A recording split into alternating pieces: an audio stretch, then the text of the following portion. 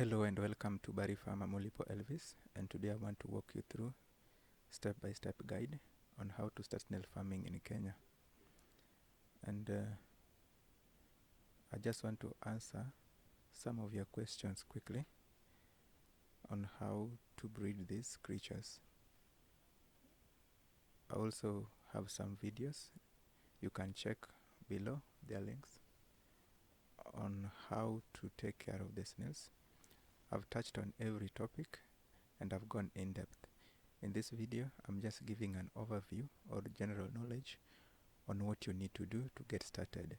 But if you want to go deep into each and every topic, then check below to get the links and then watch out. Okay, now the snails you see here in the picture are called Achatina folica. I also have some smaller ones, but I'm going to focus on these bigger ones that you are seeing here on the screen. In Africa, we have 4 major snails that we can keep or we can breed. We have Achatina folica, Achatina marginata, and Achatina chatina. But if you happen to come along the lake region, mostly Lake Victoria, where we have freshwater lake, then there is also freshwater snails, which are also edible. You can also venture into that. There are so many species outside there that you can keep, but all of them are useful, and you can consider any that you feel you can really do better in. For example, the ones I have here are Achatina folica. Achatina folica are best known for slime production. If you want to produce slime for cosmetic industries, then I'll advise or recommend that you go for Achatina folica. There is also Achatina marginata. They are a bit tasty. They are tastier than this folica. Folica are also edible. There are people who consume them. And we also have Achatina chatina. They're also edible.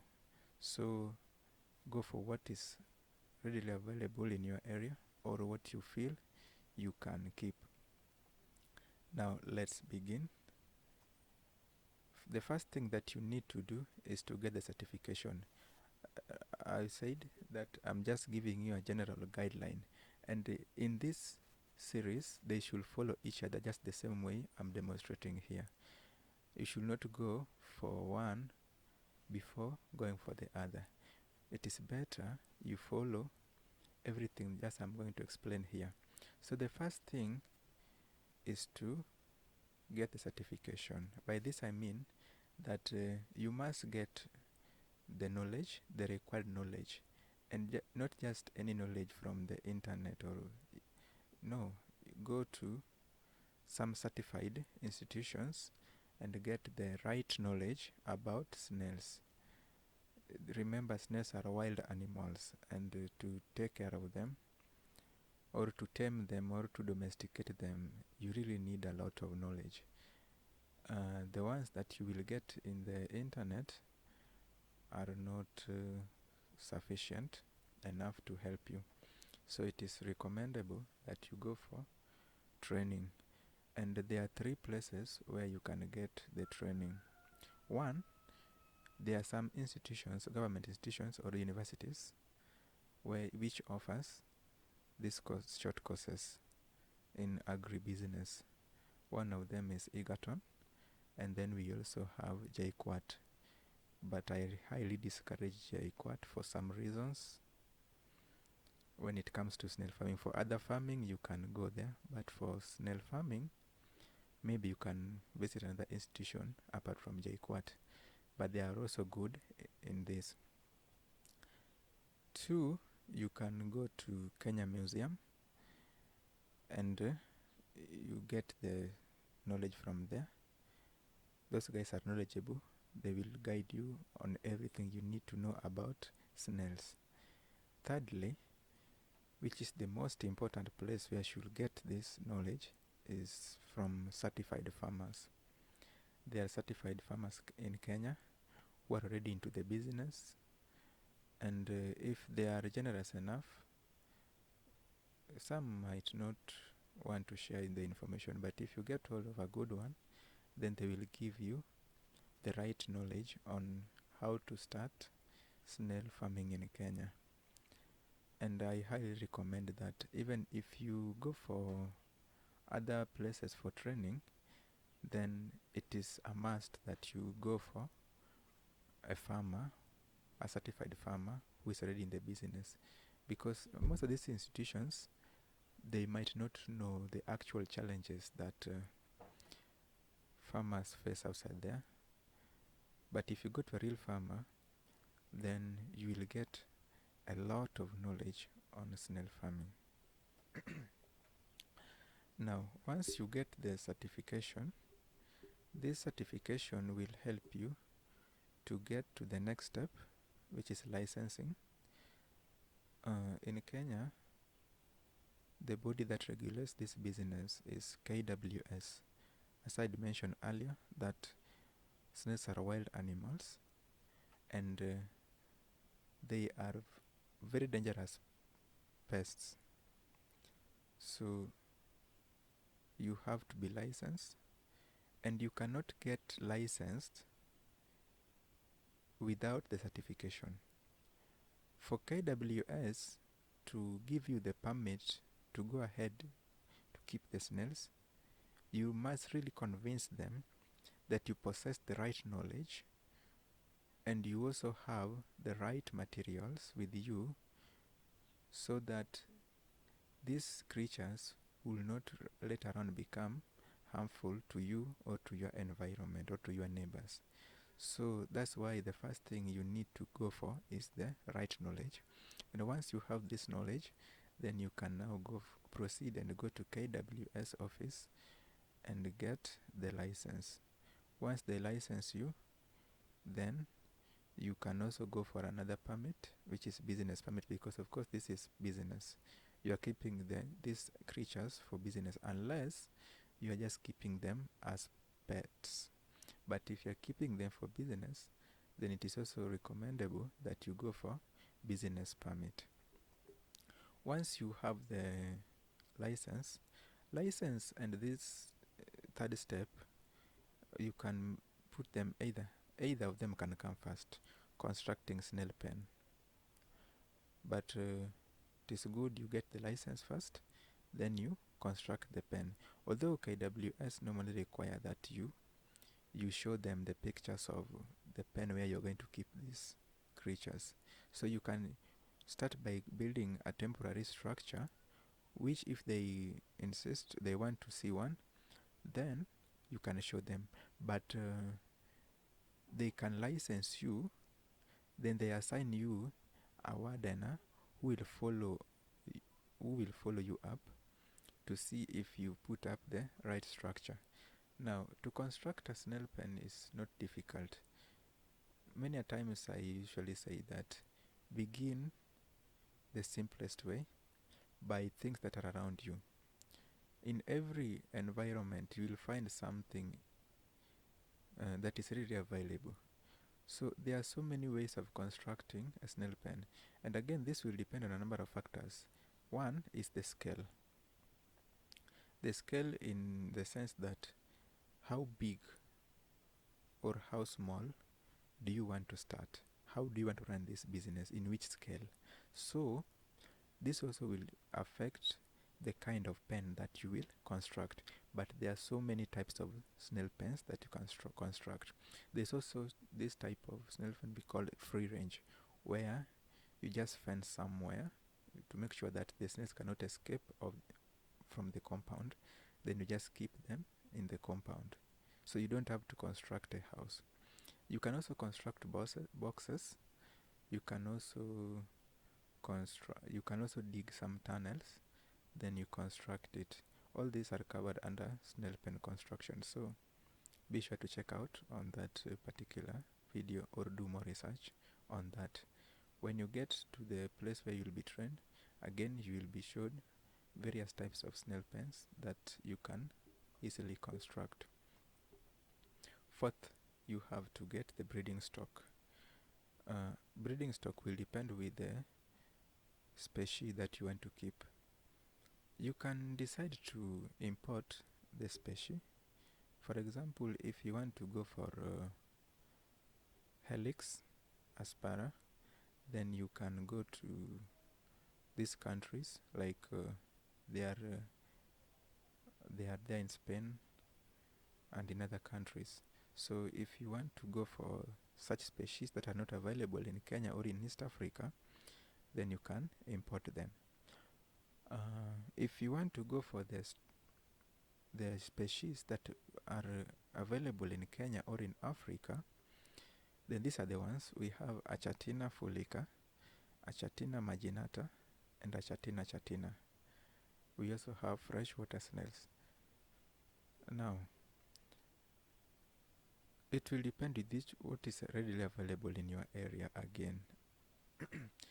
Remember, they are affected by climatic conditions. So, for example, the climatic condition that is in Kitui is very different from that of maybe, let's say, Mombasa or Nairobi or Eldoret or wherever, whichever. Different places, different regions have different climatic conditions, and these things, there are some places where they cannot survive. So unless you are really going to construct a house or a room that is going to provide the required temperature, the required humidity, and all other aspects that they need to live well in that region. So getting a breeding stock, you can get it either from a certified snail farmer, or you can pick them around if you really know what you're picking around. Remember, there are also some other snails that are harmful. The snail itself is not harmful, but there are some that carries some parasites in them, and these parasites, they can find their way into human body system if not handled well, and these parasites are very dangerous, I can assure you, that they can kill you. So be sure to get the right breeding stock from the right place. If you want to keep a Chatina folica, for example, it is not that difficult. If you come from a region where they are readily available, then you can just pick some from your environment, mostly during rainy seasons, or very early in the morning or late in the night. Yeah, you can walk around and pick some of them with you. Then you begin with that. Finally, you have to look for market. Once you have gone through all this process and there you are with them, you are keeping them. Okay, I've skipped some steps. For example, feeding them, production processes. Those are also covered in other videos. Now I just want to talk about marketing, because it is also very important that after keeping your snails, you market them. Now, let no one lie to you that they have a stable market. I've been into snail business for some time, and I can tell you that the market, just like any other product, fluctuates, and there is no limit to this market. You can sell to the local people, you can also export them. If you specialize in slime production, there is market in Kenya, and there is also outside market. If you specialize in meat production, same. Now, the best way to market your snails is to display them online. Online is the best platform to market. You can construct your own e-commerce website, or you can display them as adverts on other websites. You can also make use of this social media platform. platforms like Facebook, Twitter, or yeah, LinkedIn, wherever. Yeah, because people are always outside there looking for these products. They don't know where to get them, so they resort to online. They Google. So make sure that you put your adverts online so that when these clients Google, they will get your product displayed there. Now, it is very wrong, according to me, to start looking for a market first before keeping the snails. And this is the mistake so many farmers make. Uh, Before I started snail farming, I consulted for various people, and they were crying for market. Oh, there is no market. Oh, I can assure you there is market, but only if you market yourself. Now, how can you market what you don't have? Surely. How can you start marketing what you don't have? And again, you should not keep 100 snails and you start marketing them. No, that is wrong. Wise Wanyende from Uganda told me that he stayed like 2 years before even landing a market, and he was keeping the snails. But today in Uganda is best known for snail farming, and everybody will go to him. So take your time, breed the snails, have the quantity. Okay, you're looking for market, you don't have the snails. You get an order where you're required to supply 100 kg every week to an hotel. Where will you get them if you don't have them? So it is good you keep the snails and also take care of the quantity. Have them in large number. Even if you want to venture into slime production, 10 snails cannot give you a slime. You need them in thousands. So at least get into the practice, then now come to the marketing. And I've said the best way to market your snails is to go online. Thank you so much, and check out for other videos. I've put their links below.